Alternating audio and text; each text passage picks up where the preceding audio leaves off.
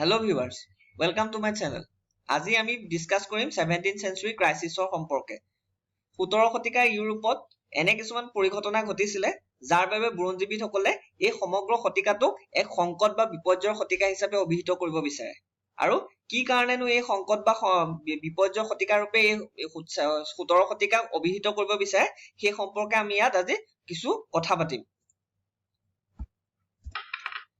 হেতু সময়ৰ যদি আমি ইউৰোপলৈ চাও তেতিয়া দেখিম যে 16 শতিকাত ইউৰোপত প্ৰাইচ ৰিভলিউচন কমাৰ্চিয়েল ৰিভলিউচনৰ লিখিয়া কিছুমান পৰিঘটনা ঘটিছিলে আৰু এই পৰিঘটনাসমূহে হেতু সময় ইউৰোপৰ কিছুমান অঞ্চল অৰ্থনৈতিকভাৱে যথেষ্ট বিকশিত কৰি তুলিছিলে। উদাহৰণস্বৰূপে হেতু সময়ত ইউৰোপৰ স্পেইন ইটালী আদি অঞ্চল যথেষ্ট ঊৰ্ধ্বগামী হৈছিলে যথেষ্ট বিকশিত হৈছিলে। ঠিক একেদৰে 18 শতিকালৈ যদি চাও তেতিয়া দেখিম যে এগ্ৰিকালচাৰ ৰিভলিউচন আৰু ইণ্ডাষ্ট্ৰিয়েল ৰিভলিউচনে ইউৰোপৰ ঠাই বিশেষে চুই গৈছিলে আৰু তাৰ ফলত ইউৰোপৰ 18 শতিকাৰ যদি আমি উৎপাদন ক্ষেত্ৰটোলৈ চাও এক ঊৰ্ধ্বগামী ছবি আমাৰ চকুত ভাহি উঠে।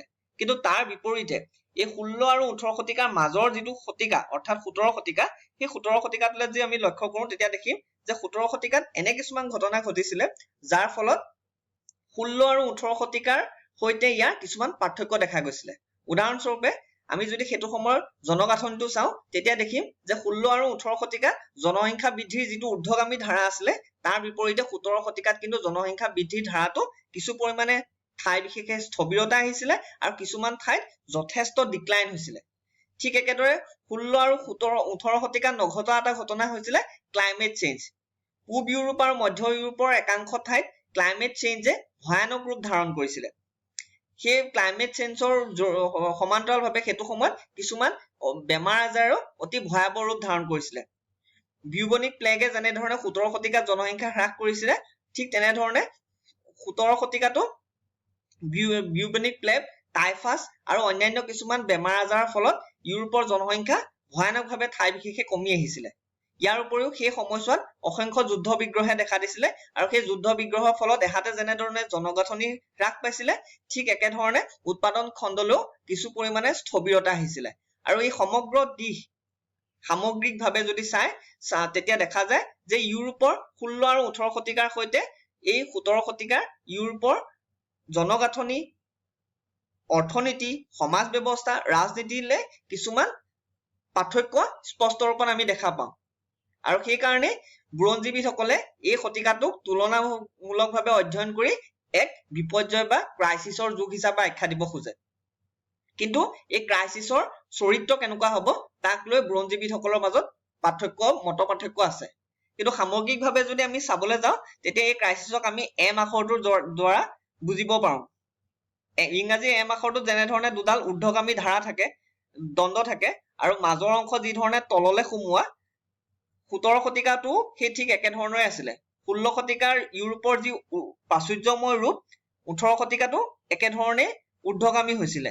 কিন্তু 17 শতিকালৈ চাও তেতিয়া দেখিম যে 17 শতিকাত কিছুমান ক্ষেত্ৰত অৰ্থনীতি কৃষিখণ্ড বা অন্যান্য সমাজ ব্যৱস্থাৰ বিভিন্ন ধাৰালে কিছুমান সমস্যা আহিছিলে যি সমস্যাই ব্যাপক গণ্ডগোলৰ সৃষ্টি কৰিছিলে বিভিন্ন প্ৰত্যাহ্বান সৃষ্টি কৰিছিলে সমাজ ব্যৱস্থাত জৰ্জৰিত কৰি তোলা কিছুমান ঘটনা ঘটিছিলে।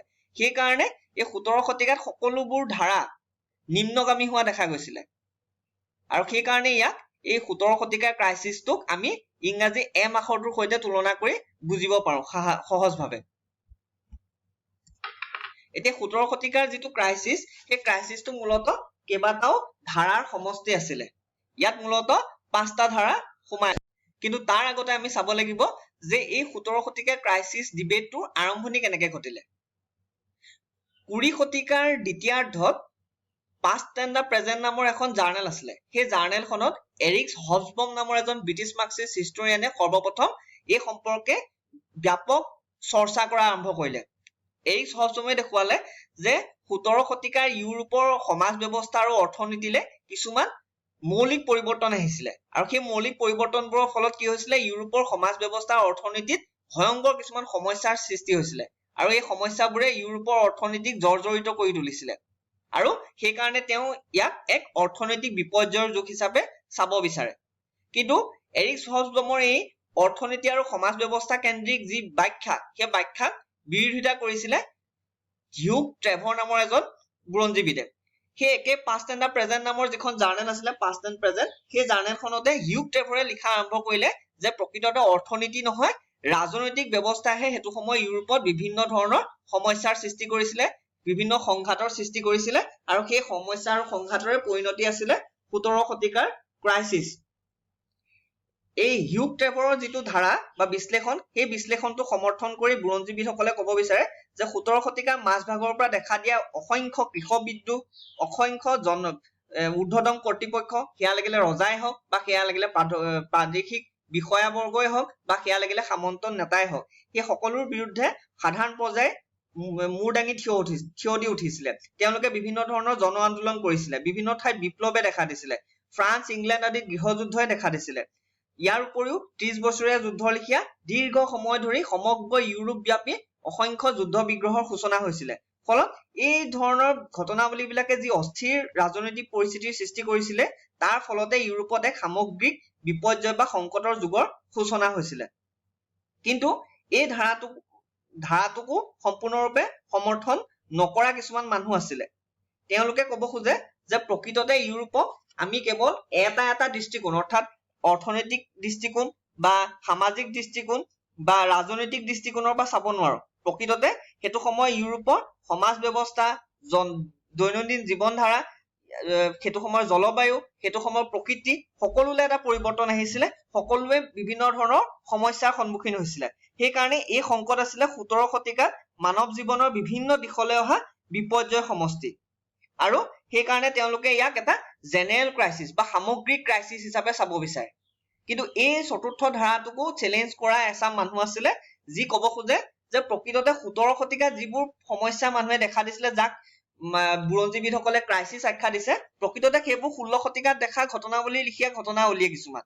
কিন্তু এই ঘটনাৱলীবিলাকত এটা দিশ গুৰুত্বপূৰ্ণ আছিলে যে এই ঘটনাৱলীবিলাকৰ ঋণাত্মক দিশবিলাকৰ মাজতো কিন্তু কিছুমান পজিটিভ দিশ আছিলে, আৰু সেই পজিটিভ দিশবিলাকে নিৰ্ণয় কৰিছিলে যে 17 শতিকাৰ যিখন পৰৱৰ্তী সমাজ হ'ব, অৰ্থাৎ 18 শতিকাৰ যিখন সমাজ হ'ব, সেই সমাজখন কি ধৰণৰ হ'ব, 18 শতিকাৰ অৰ্থনৈতিক ব্যৱস্থা কি ধৰণৰ হ'ব, 18 শতিকাৰ উৎপাদন ব্যৱস্থা কি ধৰণৰ হ'ব, সেয়া কিন্তু 17 শতিকাতে এক প্ৰকাৰৰ নিৰ্ণয় হৈ পৰিছিলে। সেইকাৰণে বহুতে এই সময়ছোৱাক, অৰ্থাৎ 17 শতিকাক ঋণাত্মক দৃষ্টিভংগীৰে নাচাই এক ৰূপান্তৰকৰণৰ সময় বা এজ অফ ট্ৰেন্সফৰ্মেশ্যন হিচাপে চাব বিচাৰে। আৰু এই ধাৰাটো সমৰ্থন জনোৱা ব্যক্তিবিলাকৰ ভিতৰত অন্যতম আছিলে জোনাথন ইজৰাইল, থিঅডৰ ৰবৰ লেখীয়া কিছুমান বুৰঞ্জীবিদ। তেওঁলোকে বাকীবোৰ বুৰঞ্জীবিদে যি ধৰণে ঋণাত্মক দৃষ্টিভংগী, অৰ্থাৎ এই 17 শতিকাক ক্ৰাইচিছ হিচাপে চাব বিচাৰে, কিন্তু এওঁলোকে ট্ৰেন্সফৰ্মেশ্যনৰ যুগ হিচাপে চাব বিচাৰে। কিন্তু 17 শতিকাৰ এই ক্ৰাইচিছ বিতৰ্কটোত বিভিন্ন ধৰণৰ সমস্যা আছে বা বিভিন্ন ধৰণৰ চেলেঞ্জিং ইছ্যুজ আছে, সেই সম্পৰ্কে আমি এই ভিডিঅ'টোত আলোচনা কৰিম। এই ক্ষেত্ৰত দেখা দিয়া প্ৰথমটো চেলেঞ্জ হৈ গ'ল যে পিৰিয়ডাইজেশ্যনৰ সমস্যা, অৰ্থাৎ এই 17 শতিকাৰ যিটো বিষয়, সেই বিষয়টো আলোচিত হৈছে কিন্তু 20 শতিকাৰ পৰাহে। 17 শতিকাত এই সম্পৰ্কে কোনো ধৰণৰ আলোচনা কৰা নাছিলে।